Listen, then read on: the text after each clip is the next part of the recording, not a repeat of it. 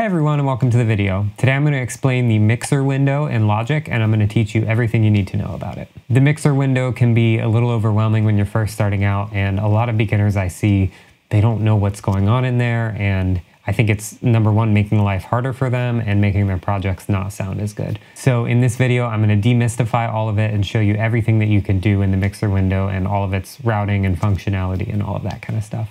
So if that sounds good, make sure you like and subscribe, and I'm going to get started.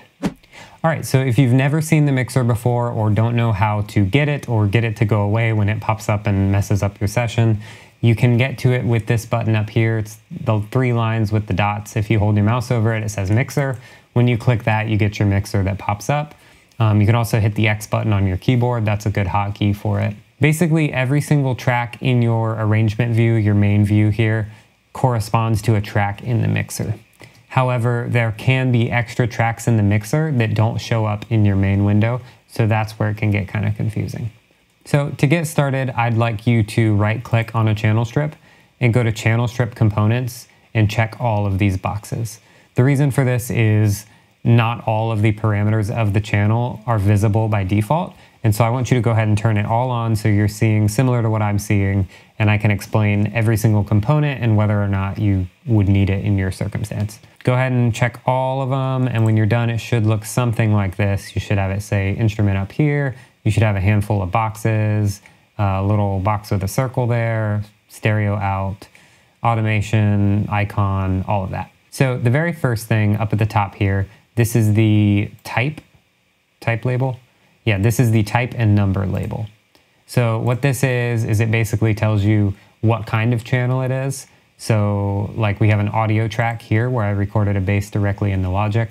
That's an audio track, and it happens to be the first one I used, so that's audio 1. And then over here we have instrument 1. So that's the first instrument track I've pulled up in Logic. That just lets you know what's going on. Some of these here say aux, and that's because they are auxiliary channels that are stemming off of this drum set right here, which I'll explain multi-out a little bit later.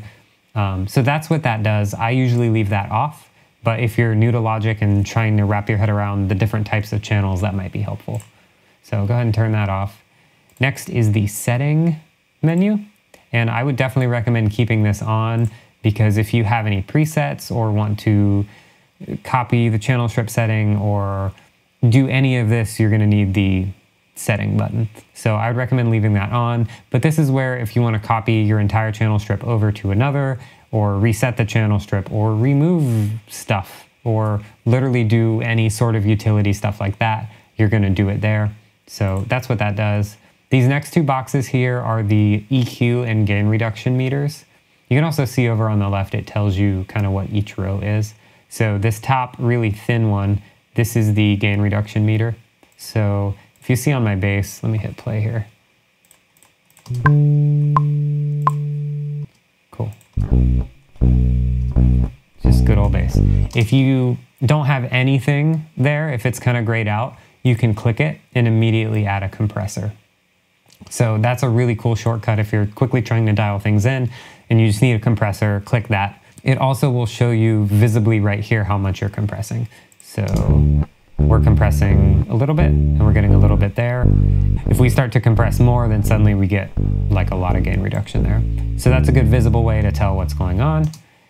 Same thing with the box below it, except it's for EQ. So if you just quickly need an equalizer on your channel, click right there and it will load one for you. It'll put it in the next available channel strip slot, and now you have a visual representation of what's happening on your EQ. You know, so if I do like a little boost here and a little cut there, and you'll see that reflected in there. And if it's bypassed, it grays out right there. It's a nice, helpful little touch.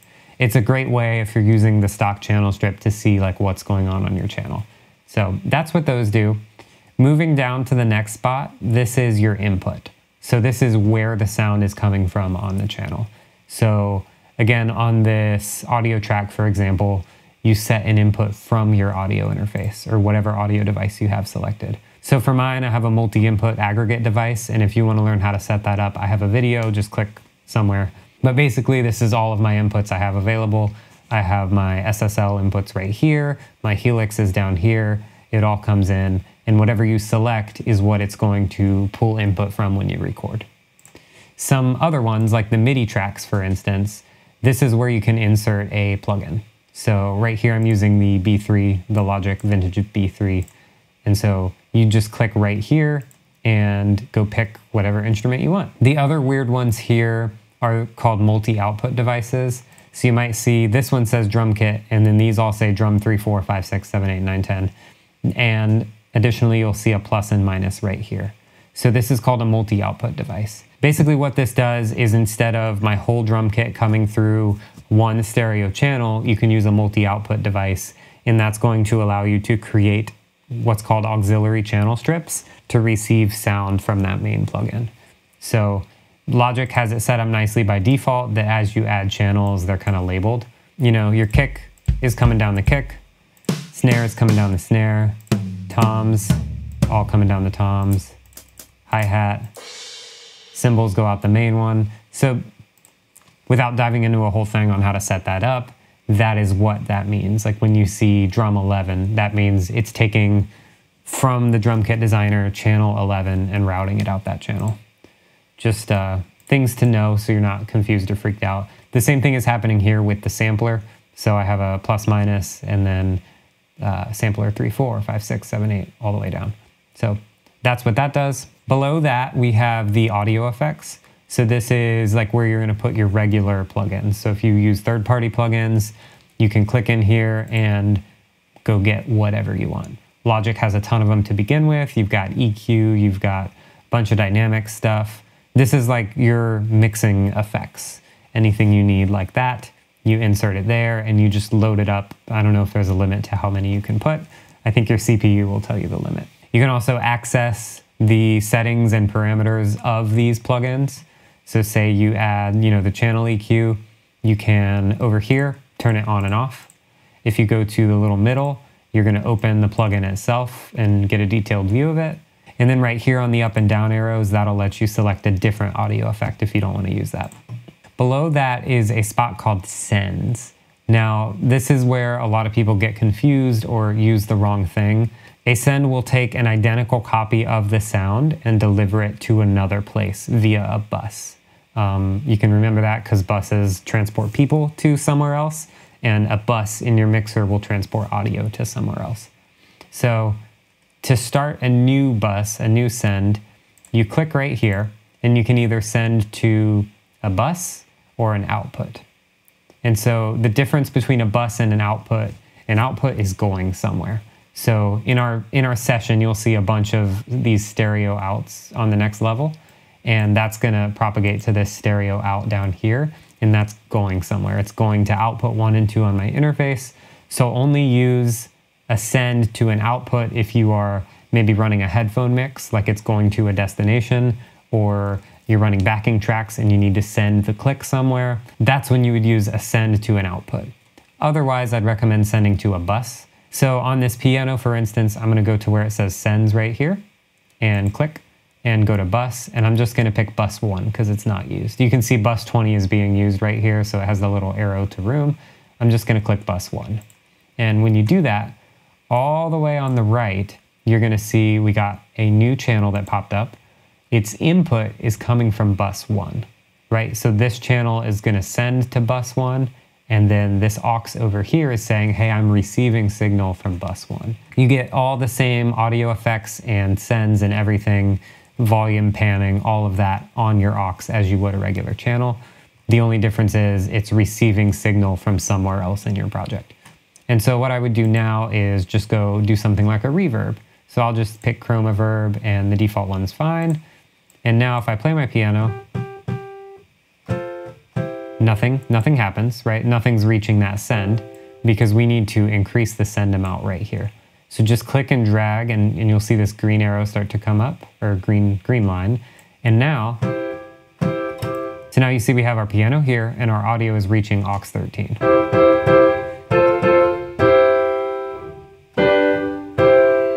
There you go. So this is a much better alternative for using reverbs than putting them on the channel itself. A lot of people, when I look at their sessions, if they're newer to Logic or have been using it a while and haven't addressed the mixing side of things, they will put reverbs right here. And although that's fine at a surface level, what it's going to do is cause you to have a lot of different reverbs in your song, and you're going to have trouble getting that consistent feeling of space, because it's like every single instrument is in its own room kind of reverb. So what I like to do is create just one room reverb, which is what I did here. And that will allow you to kind of put all your instruments in a space sonically. It's also going to cut down on CPU usage, because you're not putting a reverb on every single channel. You have one reverb here and you're sending a bunch of things to it. So that is what sends do. Below here is output. So this is where your channel delivers sound to when it's done processing. And by default, it's going to almost always send your output to your main stereo output. But another thing you can do is send it straight to a bus. And the difference there, because I know you might think like, we just sent it to a bus with the send, but the difference with using the output to send it there is there's no other path. So for instance, if you want to do bus compression, where you compress a group of instruments, then you would highlight all of them and then go to your output and change it to a bus. So let's use bus 2 for this. So I've highlighted all my keyboards, right? And now down here, because you can see it's going to bus 2, and it's created a new channel for us receiving sound from bus 2. This is our new bus. So we can call this keys bus. Now, if I solo the keys bus and hit play, you're going to hear all of my keys from the project. Everything right here where it says bus 2, you're going to hear it because it's going to that bus.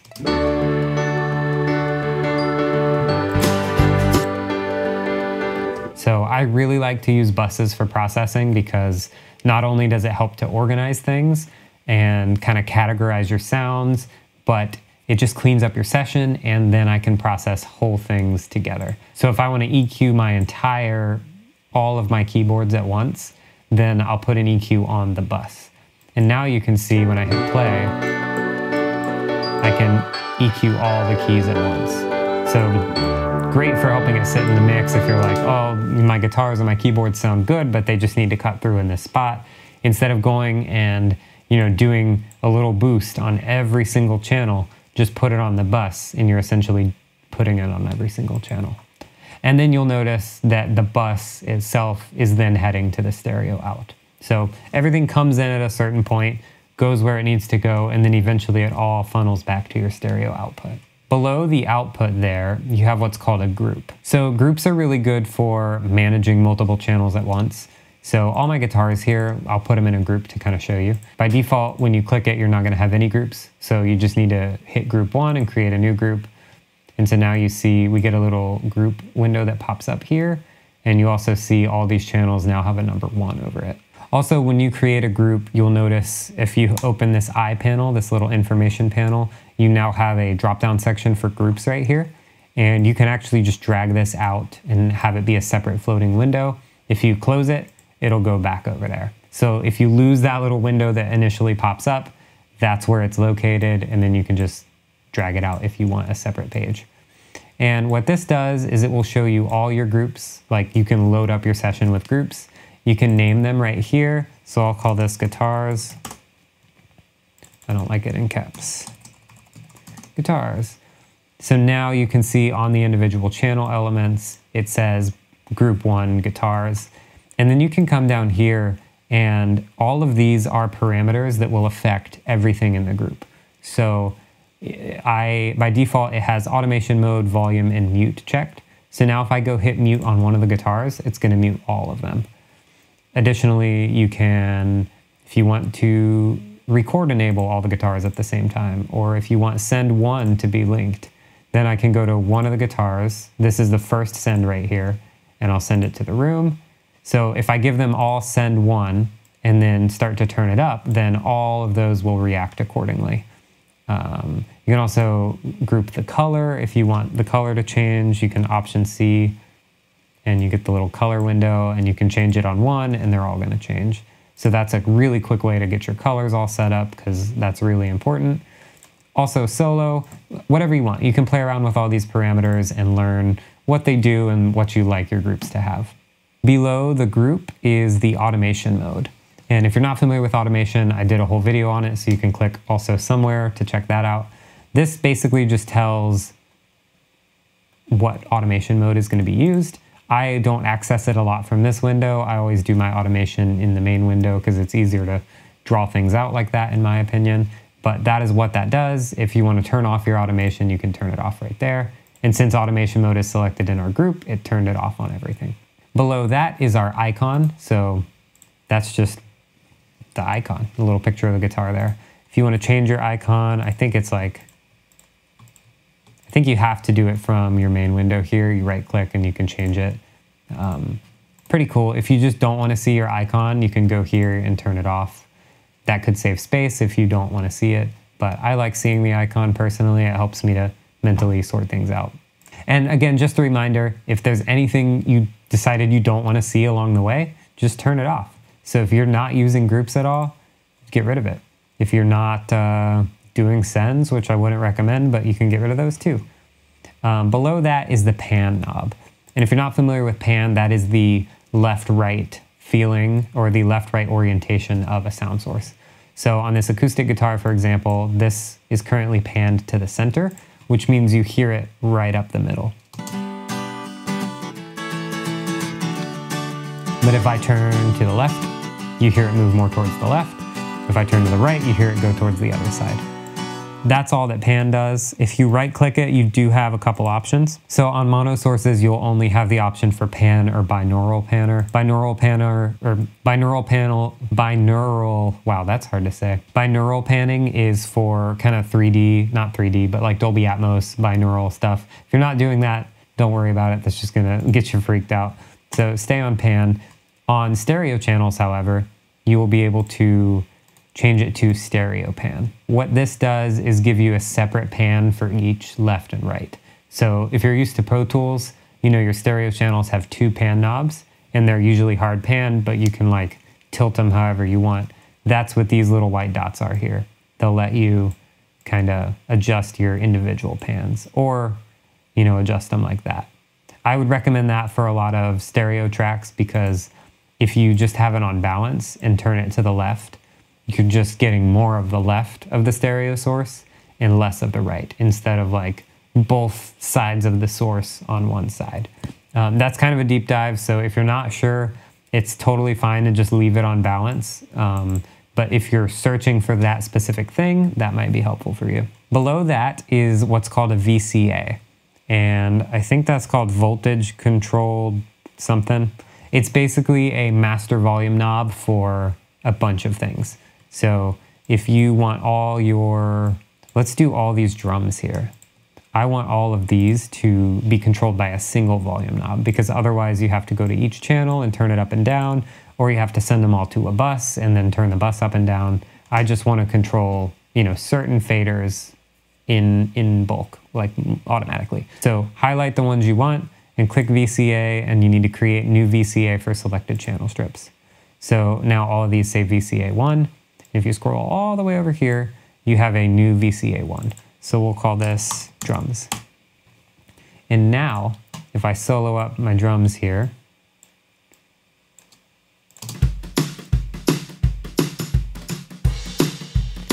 and I can pull this drums fader up and down, and it will be turning all of the drums down automatically. So you're not getting in the headache of routing, you're not sending to buses or anything, you're just controlling all the drums with one volume knob. So that's nice, especially if you have a really complicated session going on and you're like, I just need to like adjust the volume of like the acoustic guitars and something weird. VCAs are great for that because they help take the stress out of managing multiple volume knobs.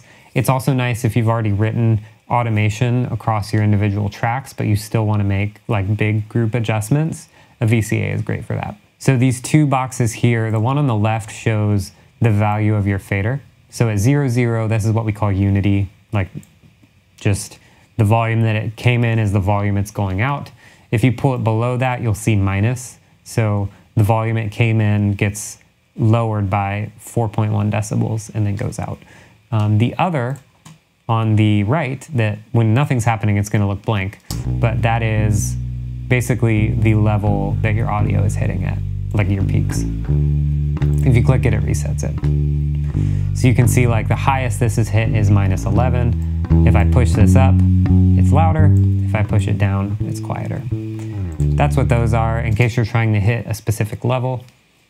Below that, you have your record and input monitoring. This is only for audio tracks. So if you want to record a track, you can press it. If you want to hear your recording, you turn this so it's orange. If you don't want to hear it, you turn it so it's white. The S button, this solos it, and you can solo multiple things. And basically when something's soloed, you only hear the things that are soloed. I just did that on the bass when I was demonstrating. So bass is soloed, you hear only bass. Unsoloed, you hear everything. You can also solo a couple things and just hear those. M does the opposite. M is called mute, and that's going to remove a certain source. So if I don't want to hear the bass, no bass, it's muted. Mute the keys, muted. Unmuted. That's kind of self-explanatory. Most people should know that, but if not, now you know it. Below that, you have your name. So you can just click here and name the track. So if I don't want to say piano, I could say like keys or something. That's just change the name. Below that is the track number. You cannot change that, but you can remove it. Track number. That's just straight up track number. It's there if you want it. Below that is your notes section. So if you want to jot down notes of the session, like maybe, you know, I want to say, oh, recorded on Hofner. You know, that way I know if I come back to the session, like what bass I used. Or if you're delivering a session to someone else and you want to be like, fix this, you can put that. Whatever, it's just notes. It's helpful for either reminding yourself something or communicating sessions with someone else. Generally, I have that off, but it's good to turn on occasion if you want. Below that, you're going to see this little blue line on only 8 tracks. That is the control surface indicator. So if you have a like fader port on your desk, like a virtual, not a virtual, like a hardware fader controller, once you get that set up, it's going to show a little colored bar.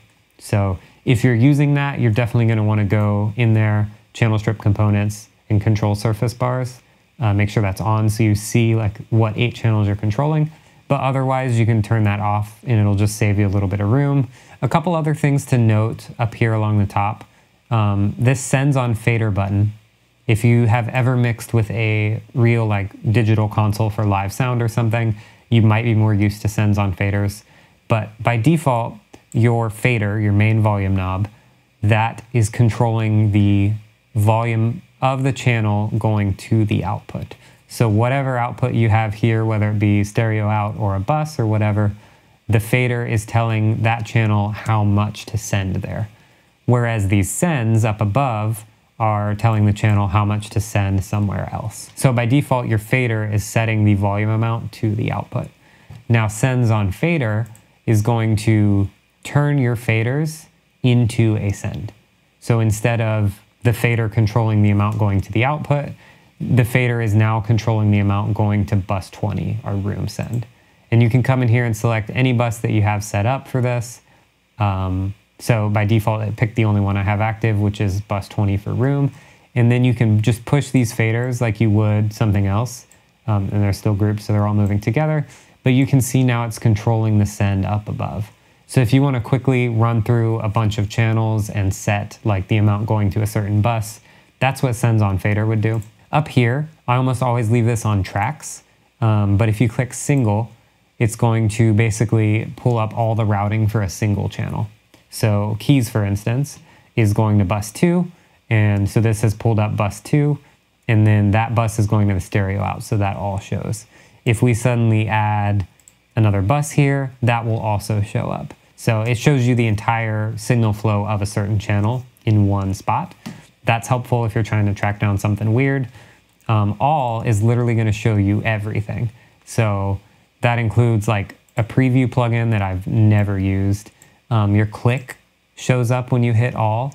That's helpful. Literally everything in this order up here shows up when you click all. There's a lot there.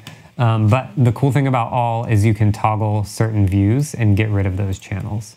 So Like if I just want to see audio, auxes, and the master, then that'll all show up. If I don't want to see auxes, then it'll get rid of that. So that's a cool way to kind of spill your channels out and change your view really quickly. But again, I prefer to keep it on tracks. The other thing over here is just track width. So if you, for whatever reason, want your tracks to be a little wider, you can toggle that and they'll be wider. I usually like the narrower option. Two more little bonus tips I want to show you that have really saved me a lot of time. First one is at the bottom of your stereo out right here, you have a BNC button. This stands for bounce, and that's a quick way to export your session. So instead of having to go up here to like file, bounce, whatever, you could just click that button right there.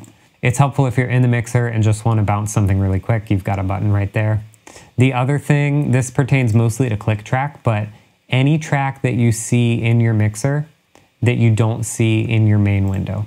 So let's find one, like this aux 15, for instance. It is not in my main window, right? I see no aux 15 there. If you right click on it and hit create track, then it will add a track in your main window. And you'll notice when I did that, it jumped from over here next to the stereo out to over here between keys and organ. I think I had keys highlighted when I hit create track, so it added it under keys. But basically, this is a way you can organize your tracks. So if you have made a bus and you want it, say it's a drum bus, you know, we'll call this drum bus, and you want it up with your drums, right? Like, you know, percussion and drums, you can just, you have to drag the right one, but you can just drag it up there. And now if you go back to your mixer, you'll see we have a drum bus right here close to my drums. That's super helpful for organizing. I really like to have my buses next to my channels that they're bussing instead of all down at the end of the session. So that took me a while to figure out, but that's definitely a helpful one. You might also notice that all of these aux multi-output ones coming from our percussion and our drums, they aren't represented up there. And if you want that to happen, you can highlight them all, same thing, and hit create track. And now you'll see, you know, we have all of our auxes that are down here in the mixer are now represented up here in the main window. Finally, the other good thing to do this too is the click track. By default, you have no way to like access the click. You can't see it or anything. So if you hit all and navigate to your click and then right click and hit create track, it'll also give you a click track up here.